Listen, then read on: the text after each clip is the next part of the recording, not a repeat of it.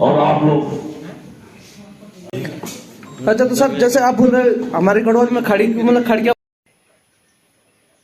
नमस्ते दोस्तों, मेरा नाम है संदीप सिंह रावत और मैं हूँ ग्राम भरपुर छोटा का प्रधान।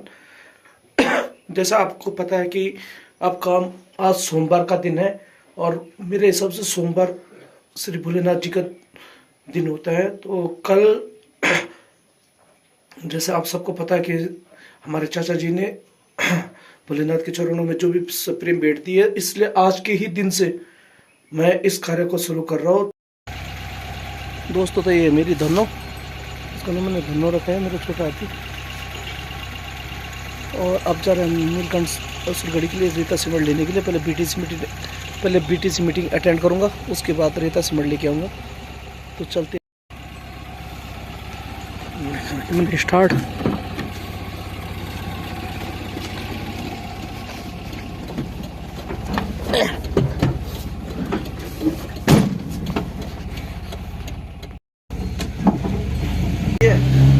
तो चलते हैं। तो आज 1100 रुपये श्री कुलदीप सिंह नेगी जी यानी कुलवंत चाचा जी ने भी दिए हैं। बोला सोमवार का दिन है, बहुत अच्छा दिन है, बहुत अच्छा कार्य कर रहे हैं लोगों के लिए।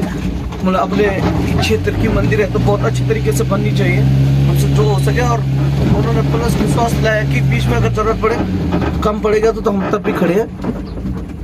क्योंकि अगर हमारे कमाए हुए धन का अगर 1% भी अच्छे कामों में लगता है तो शायद हमारे लिए खुद नसीबी की बात होती है। कि देखो, कमाना तो हमने दिन रात एक है, दिन रात करके कमाना हमने, कमाते भी हम पूरा परिवार दिन रात एक करके कमाते हैं। लेकिन अगर उसका 1% भी अगर हमारे अच्छे कर्म धर्म कर्म के काम में लगता है तो शायद ये हमारे खुद नसीबी है कि हमारा 1% भी लगा है। और माना कि अभी जैसे कि राम मंदिर का निर्माण हुआ था, आप लोगों ने दान तमाम भावों ने बहुत दिया है, पूरे देश से इकट्ठा हुआ है।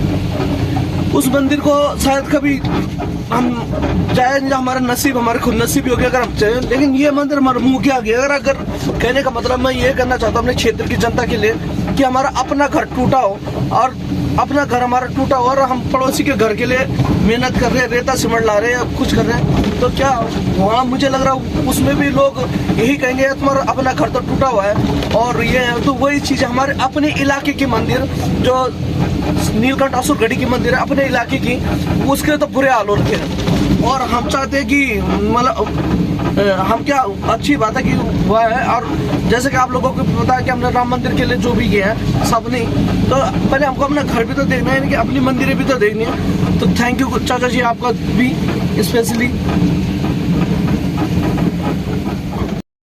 और आप लोग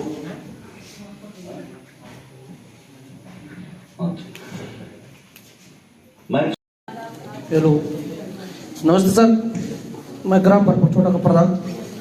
मुझे आपसे एक सवाल करना है कि हम 3 दिन या 1 हफ्ते पहले ना एक सांता हॉल में 3 बाघ एक साथ दिखाई दिए थे, शायद देखे होंगे आप लोगों ने।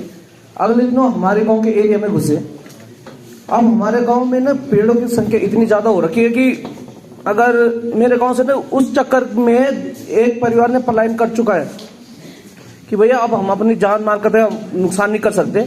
तो मुझे क्या उन पेड़ों को काटने की परमिशन कहाँ से मिलेगी और कब मिलेगी, क्या किस तरीके से वो हो सकता है, वो मुझे थोड़ा सा आपसे इसके बारे में जानकारी लेनी है। प्रधान जी, मैं आपको अवगत कराना चाहूंगा कि मैंने इसके बारे में सदन में बताया था कि 17 प्रजातियां प्रतिबंधित हैं। 17 प्रजातियों के अलावा जो प्रजातियां प्रतिबंधित नहीं है वो अगर आपकी नाक खेत में है तो आप उन्हें काट सकते हैं। और जो प्रजातियां प्रतिबंधित हैं मैं उनकी सूची अभी आपको दे जाऊंगा इसके बाद। और जैसे अगर साधारण तो हम जैसे खड़ीक हुआ, भीमल हुआ, इस टाइप की प्रजातियां हैं, छूट प्रजाति हैं। लेकिन जैसे बांज, बुरांश, देवदार, चीड़ है, ये अभी भी मतलब रिजर्व कैटेगरी में इन्हें परमिशन आपको लेनी पड़ती है। इसके अलावा अगर आपको नाक खेत में आपके पेड़ हैं और वो छूट प्रजाति के अंतर्गत है तो आप उन्हें काट सकते हैं, उसमें परमिशन की कोई आवश्यकता नहीं है। तो गांव वालों के, अगर हम गांव में एक बैठक बैठाता हूँ मैं, अगर गांव वाले बनाते समिति बनाते कि हम काट सकते हो आप, तो उसमें कोई गवर्नमेंट का कोई नियम नहीं बनेगा। जिसका पेड़ है, जिसका नाक खेत है, उससे कोई आपत्ति नहीं, तो आप काट सकते हैं। नहीं सर, गांव में तो हम प्रस्ताव बना दो, वो मेरा काम होगा प्रस्ताव बनाना, तो उनको पेड़ काट सकते हैं। या जिसका काटा है उसे कोई आपत्ति ना हो तो छूट प्रजाति के पेड़ों को आप लोग काट सकते हैं। सर मेरा कहने का मतलब अगर गांव वाला प्रस्ताव पास करते हैं तो कोई दिक्कत तो नहीं आएगी। अभी आपको लिखते जाओ, ग्रुप में डाल दो जी।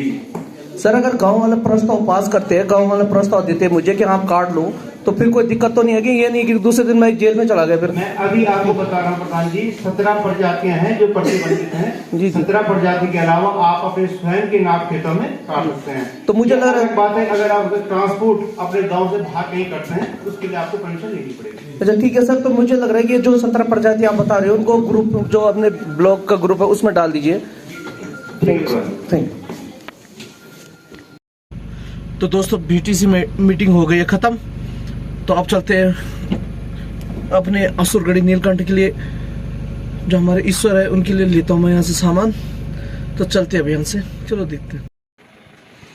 तो दोस्तों ये पहुँच गए हम परसाड़ी, और परसाड़ी से हमने नीलकंठ असुरगढ़ी के लिए 2 कट्टे सीमेंट ले लिए, क्योंकि अभी इन्होंने रेता कट्टों पे भरा नहीं है, तो कल आऊँगा बाकी सामान लेने के लिए। पर आज सोमवार का दिन है, तो मैंने कहा आज भोलेनाथ का दिन है, तो कम से कम ना उनके नाम से आज ही, बाकी आगे करते रहेंगे। 2 कट्टे सीमेंट के ले लिए मैंने, फिर चलते अभी।